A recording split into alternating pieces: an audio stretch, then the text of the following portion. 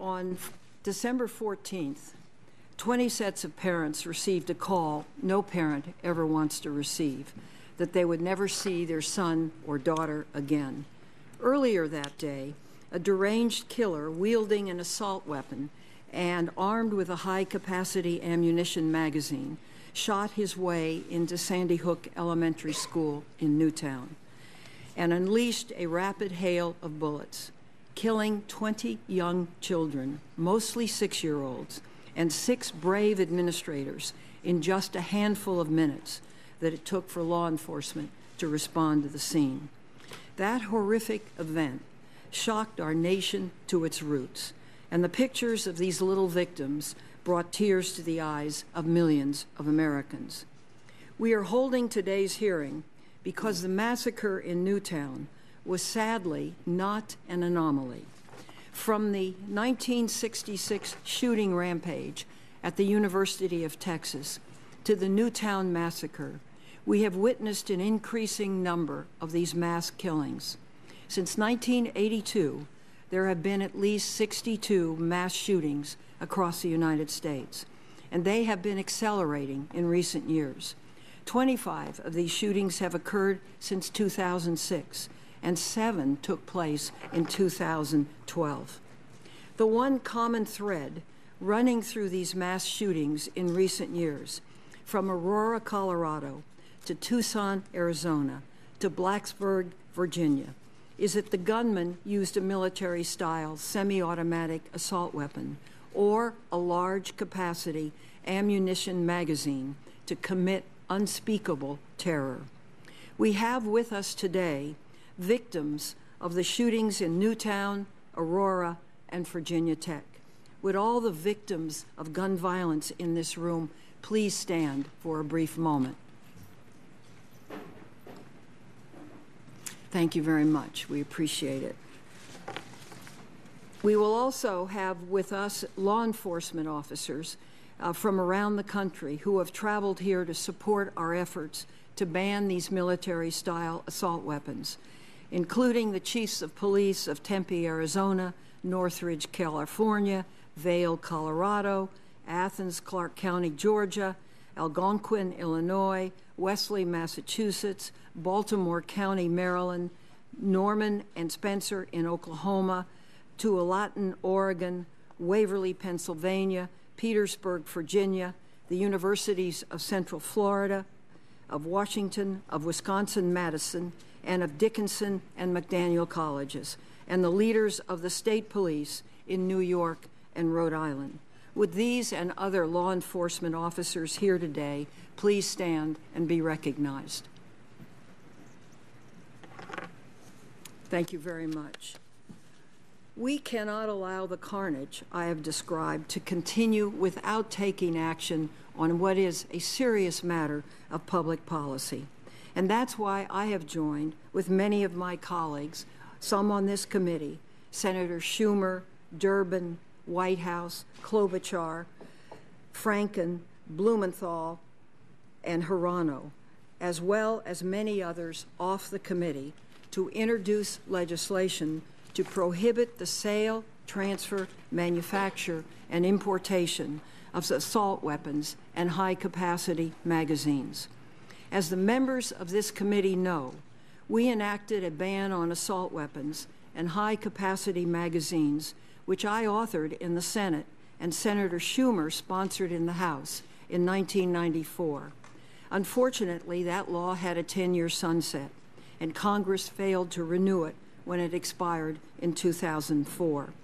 Since the ban expired, over 350 people have been killed with assault weapons. Over 450 have been wounded. And the weapons are even more lethal today than they were in 2004. Let me give you an example, and you can watch this on the screen. You can buy what's called a bump fire stock legally that you insert into an AR-15 or other assault rifles. This, as I said, is legal. It is not cosmetic, and it allows a semi-automatic firearm to be fired as quickly as a fully automatic shotgun machine gun, which has been banned for decades. I'd like to quickly show this weapon firing with the slide in it.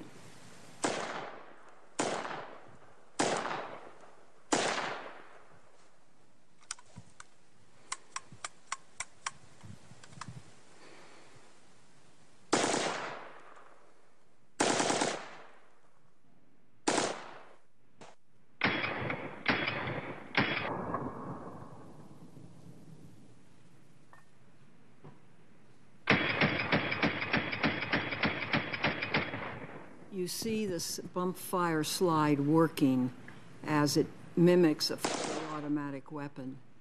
So it's got the versatility of low fire rates plus those very high fire rates.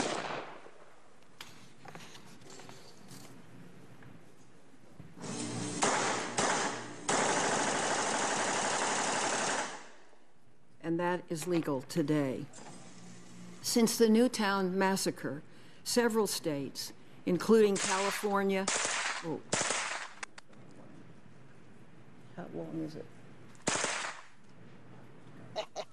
That's it? Since the Newtown massacre, several states, including California, Delaware, Maryland, and New York, have shown leadership in moving to ban assault weapons or strengthen existing bans.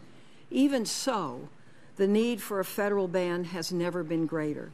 For instance, California law enforcement tells me that our state's assault weapons ban has been effective in reducing the availability of these deadly weapons. But some criminals continue to acquire the guns from neighboring states like Arizona, where they are unregulated. And as Senator Durbin stated at the last hearing, and I quote, "In the last 20 years, 9% of the crime guns in the city of Chicago could be traced to the state of Mississippi," end quote. It is clear that we need a national solution.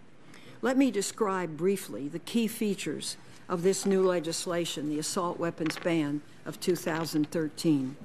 The bill bans the sale, transfer, importation, and manufacture of 157 specifically named semi-automatic assault weapons.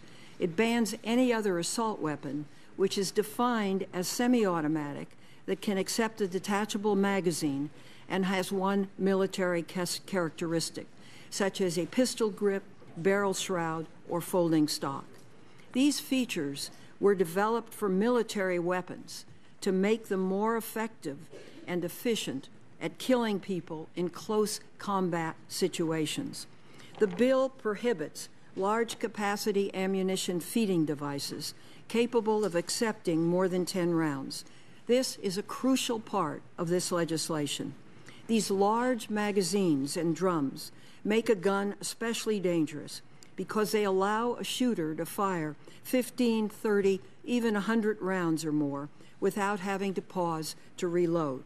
In many instances, like the tragic shooting of our colleague, Congresswoman Gabby Giffords in Tucson, Arizona, it is only when the shooter has to change magazines that police or others have the chance to take that shooter down. The bill also protects the rights of legitimate gun owners. It will not affect hunting or sporting firearms. Instead, the bill protects legitimate hunters by specifically excluding over 2,000 specifically named by make and model firearms used for hunting or sporting purposes. Second, the bill will not take away any weapons that anybody owns today. Anyone who says otherwise is simply trying to deceive you. Instead, the bill grandfathers weapons legally possessed on the date of enactment.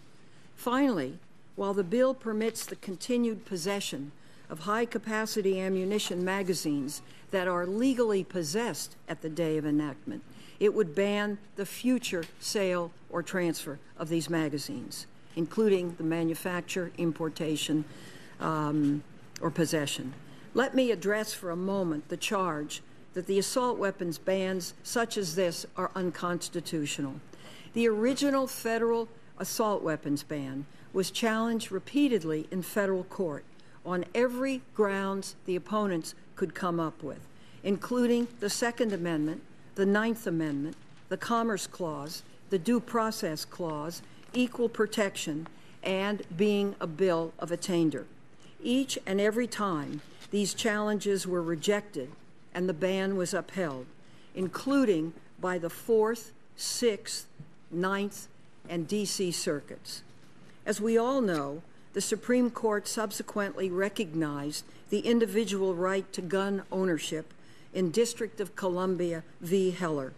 However, that decision clearly stated, and I quote, "The right secured by the Second Amendment is not unlimited," end quote. Justice Scalia, the author of that opinion, wrote that, quote, "Dangerous and unusual weapons could be prohibited." Following Heller, state assault weapons bans in California and the District of Columbia have been upheld as consistent with the Second Amendment in People v. James and Heller v. District of Columbia, known as Heller II. The assault weapons ban of 2013 has received the endorsement of major law enforcement organizations, including the International Association of Chiefs of Police and the Major Cities Chiefs of Police. I'm also very pleased that this legislation is endorsed by the Conference of Mayors, Mayors for Gun Control, religious, governmental, civic, and other groups of officials. So without objection, I hope I will place the list of endorsements into the record.